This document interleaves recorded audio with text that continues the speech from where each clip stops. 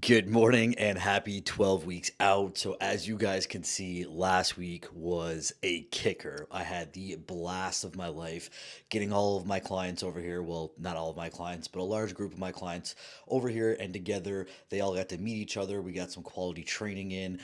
We went to that theme park, as you guys seen, and checked out a bodybuilding show. So, if you didn't check out my last YouTube video, make sure you guys go check that one out. A little bit of different style than my usual YouTube videos, but definitely a very exciting trip. Nonetheless, prep is still smooth sailing. I'm officially at that point of prep here now where I don't necessarily see the scale drop significantly like I have been the past month. So at this point in time, this is usually where the grind phase kicks in, where I really need to start actually pushing the envelope. Calories are going to be pulled down, cardio is going to need to be amped up. And this is really the crucial time where data is important, where we want to be tracking absolutely anything and everything down to the milligrams of salt that I'm using. But that's what's going to give us the most projected outcome on stage, which is the goal. Okay, bodybuilding is not a let's just throw things at the wall and hope it works. It's very much so a systematic approach. And in order to make those proper decisions in real time to peak yourself on stage, you need to have the data collected throughout your prep. So, very excited to document this and take you guys through the journey as we start to get into the more exciting parts.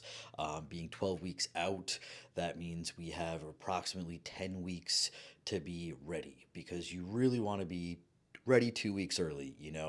It's very important, again, to be able to have peaking data, aka I want to be able to have high days, aka refeed days, in which we will do mock carb ups to see how my body uptakes the carbohydrates, the sodium, the water intake, so that I have visuals to work with of what I want to look like on stage in the following weekend or the weekend after, right? But nonetheless, we're going to get into the check ins, see how everything is looking. I'm feeling really good this week. Training has been top tier. I do notice that I'm at that point of prep that I do not want my workouts to be any longer than they need to be, aka if I'm in the gym too long, energy starts to go down. So we've gone on efficiency mode. So God bless my man Xavier has been training with me a little bit. He has been adjusting to my prep pace. But stay tuned. We will be taking you guys through a leg day. So I know I've been doing solo workouts up until this point, but I'm actually going to be taking you guys through a workout training with one of my clients so you guys can kind of see what the intensity looks like in the gym. Currently, right now, still doing the same macros, step count, cardio, and cycle dosages that I have been doing this whole time. However, probably going to change moving into this next week. Probably not going to be changing anything with my PEDs, more so just the output and input side of things. We'll wait to pull a couple more levers further down the road. Giving you guys a bit more of an in-depth check-in here. So basically the big things that we really want to tighten up here in these next upcoming weeks is going to be the lower abdomen still has a little tiny bit left there, but for the most part I'm pretty happy with how everything is looking for the front. Leg lines are out popping, lats are looking fantastic. Arms came up a significant amount as I pulled the fat off. I realized that we actually are looking really good, but this is where I want the most improvements: the hamstrings, the glutes, and the lower back. That's always the last place to come out for me. But all in all, I'm definitely happy with how the silhouette is shaping up. Waist is coming in substantially here, and even though I technically am up zero point 0.8 of a pound because I'm weighing in 169 here and we were 168.2 last week, but it's honestly hilarious that I called this to a T. That I don't know if you guys watched my video last week where I said my weight's probably not going to change too much and we're just going to refine the look from here. And did I ever call it? Because that's exactly what's going on. Anyways, nonetheless, the only changes we're making to the plan this week, because I am coaching myself here, only thing I'm going to be doing is slight increase to cardio. Everything else is staying the exact same, and we are just perfecting the look. So currently, right now, I'm doing fasted cardio, doing 60 minutes on rest days and 40 minutes on training days. That creates a perfect little balance point for me where I'm hitting 14.5K steps a day right now, and I'm excited to push on. Vacuum's coming in good, and ooh, the classic shots are looking even better. I don't make videos like this very often. However, I do think that there is power in revelation and reflection, not only in all the positive and amazing, beautiful things that we have in life and what it has to offer us, but also what we have to offer it within our own personal growth. And what I mean by that is, I am the first to admit that sometimes when I have heightened emotions or I feel like my stress levels are overflowing capacity, I can sometimes not have the perfect reaction.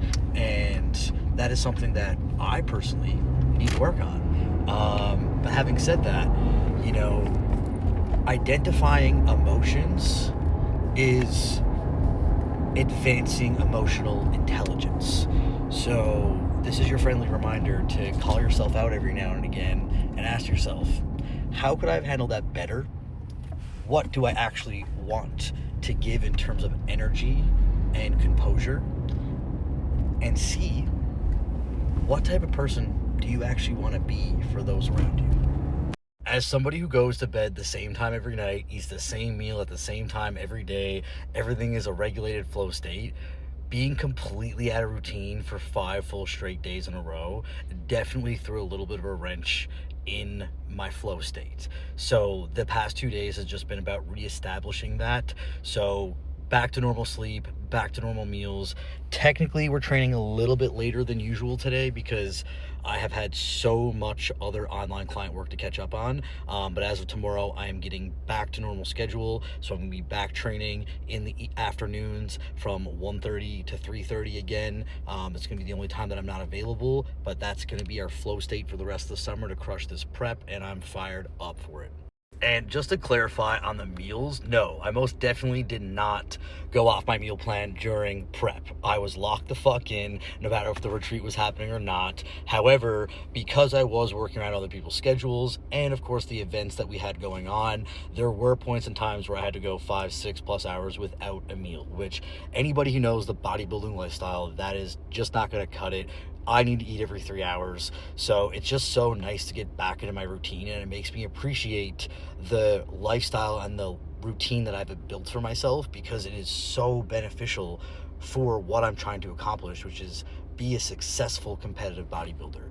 But anyways, nonetheless, we're gonna go crush this fucking pull day, and tomorrow I'm looking forward to having everything exactly on the hour. Realized I've only been showing you guys fasted updates. So here's a post-workout pump that I caught just after this pull day that we went in for, looking pretty full as a house here.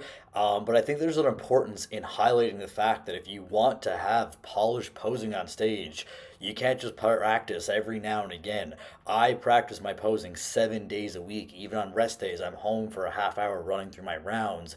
And that's what gives you the confidence to nail it when it's showtime.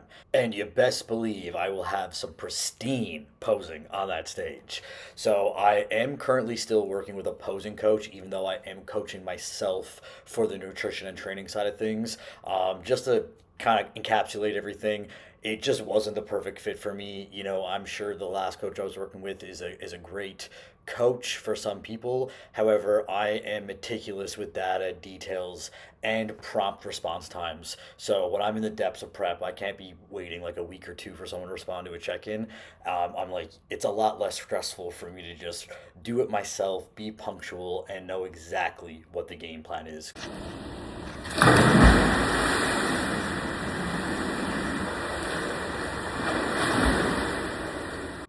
Nightly cap here. We went for a little swim down in the condo pool. I've been finding this particularly helpful on my joints. As the cardio increases, I find pounding out the treadmill for hours and hours isn't actually as nice on my knees and my hips, whereas this right here is absolutely beautiful. There's also a sauna down there, which I tend to go in a nice bit, usually only 10 minutes at maximum, but there's also a really nice hot tub here, which I don't know why, but this place is always empty, so in the night times is just like my safe haven to do like mobility, wind down, and relax before bed. Essentially, I have a problem where I don't stop working because I love it and I don't really see it like work. However, having said that, obviously we know as we go into the depths of the bodybuilding prep, energy does get lower and lower. So to preserve myself and make sure that I can give myself 100% attention and passion to my clients, I've learned from the past that when I go into the depths of bodybuilding prep, that I do need to be a little bit more mindful with my energy expenditure, and that's not just from a physical, it's from a mental as well. So to avoid burnout, learn from past mistakes, I'm going to implement 1 day a week where I actually have a day off, where I'm not on my phone 12 hours a day, actually spend some time with my girlfriend, actually have a recharging day. So moving forward, Tuesdays of next week, no scheduled calls on my books. The universe gave me a little nugget, and it just so happens that I have no check-ins on Tuesdays anymore. So we're gonna take that as a win and set that as a day off. But anyways, I'm super looking forward to the flow of this new routine, and I'm looking forward to giving you guys 150% of my love. Little prep hack or dieting hack: if your food volume is getting lower, this is all one individual potato. So that is going to be a hell of a lot more satisfying than the two mouthfuls of rice that it would equate to. So hence why I like to mix up my rice or potatoes a little bit more in prep, and in the air fryer tastes fucking amazing.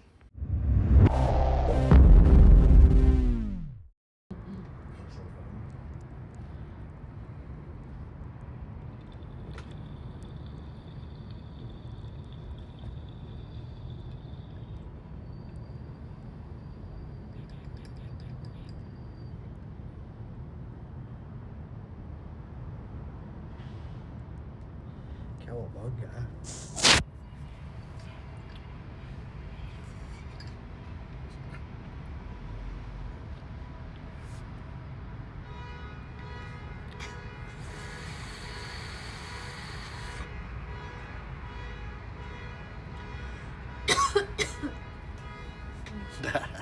When you really want to have salmon, but you don't want the house to leak like salmon.